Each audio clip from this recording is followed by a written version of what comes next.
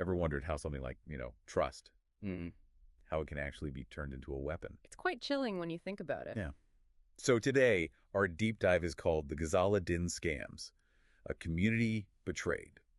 We're exploring how this seemingly devout woman exploited faith, vulnerability, all within UK communities. Mm-hmm. Our mission really is to unpack this calculated deception, see what happened. And what's really striking here, I think, is just how meticulous it was, how calculated, targeting specific vulnerabilities, using these promises that seemed so legitimate on the surface. But let's get into that. How did she operate? Ghazala Din, she didn't look like your typical image of a criminal. Not at all. Apparently quite modest, well-dressed, seen at mosques, women's circles, that kind of thing. Blending in. Exactly. And she used this soft-spoken confidence, lots of religious language to kind of lower everyone's guard, Right. offering what she called a private halal property scheme. So, permissible under Islamic law, exclusively for sisters. That exclusivity is key, isn't it? Building that in-group feeling. Totally. And the promises, no interest, no haram involvement, nothing forbidden. And I mean, really eye-popping returns, like turning 3,000 pounds into 12,000 pounds in just 6 months. Wow, that's, Claiming it was all Sharia compliant, completely in line with Islamic principles. So the big question then is, how did she actually get people to trust her with that kind of money, especially with promises that sound, well, almost too good to be true? It seems she operated pretty much like an informal Ponzi scheme. She'd give small, regular monthly returns, maybe £300, 500 quid to the first few investors. Okay. Just for a few months. Exactly, just for a couple of months. It wasn't just about the money, though. It built confidence, it built social proof. That was the bait. Right. So those early investors become unintentional recruiters, basically. Precisely. They tell their friends, their family. It spreads through these trusted networks. And she apparently even faked things like WhatsApp screenshots, arranged small cash payouts, just to keep that illusion going, that illusion of legitimacy. It's chilling how that religious trust was weaponized. Yeah. But like you said, that kind of illusion, it can't last, can it? No. Eventually it collapses. And it did. After maybe 3 or 4 months, the payments just stopped. Ghazala, who'd been so reassuring, suddenly got vague. The excuses start. Yeah, oh, my bank account's frozen, or sister, I've been hospitalized. Classic avoidance tactics. Then, poof, she vanished. Leaving behind a trail of devastation, I imagine. Immense devastation. People like Deborah, she was a recent convert. Apparently, Ghazala had really welcomed her into the community. She lost her entire flat deposit, 3,000 pounds. Oh, terrible. Just heartbreaking. And others. A single mom who sold her gold bangles.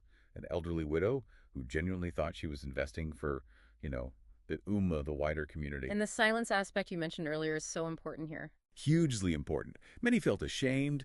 They feared embarrassment within their families, their community. Some even blamed themselves. So they stayed quiet. And that silence, from an operational perspective, was absolutely critical for her, wasn't it? It allowed her to keep going. Definitely. No written contracts, people feeling helpless. It meant fewer official reports.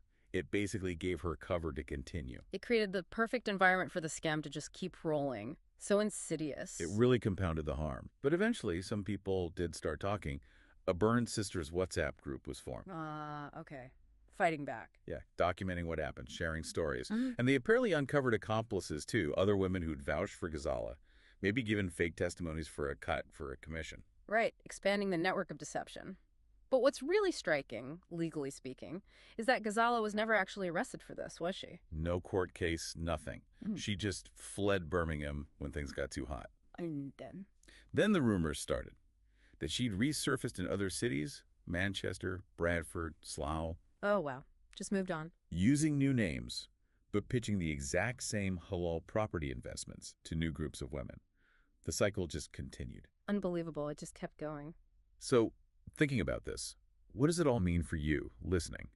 I think this story is a powerful, if disturbing, illustration of how predators can skillfully weaponize faith, community ties, vulnerability. Absolutely. And they rely so heavily on that silence, on social shame, to keep their schemes going.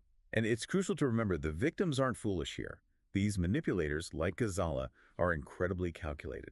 They prey on very natural human desires: security, belonging, trust. Yeah, exactly. So the real challenge, the important question is, how do we break this cycle? How do we stop others from becoming victims? What can people do?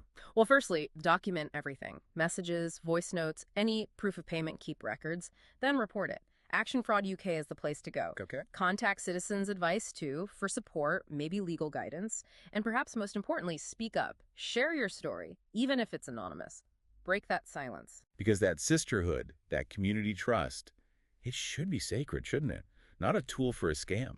It absolutely should. It's such a potent reminder that betrayal can genuinely hide in plain sight, especially when it's wrapped up in something as powerful as shared faith and trust.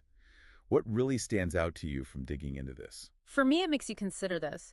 If trust really operates like a currency in our communities, how do we actively protect that currency from those who just want to exploit it for their own gain? That's a really important question. We hope you'll reflect on this story and maybe share it. It might just help prevent someone else from experiencing this kind of exploitation.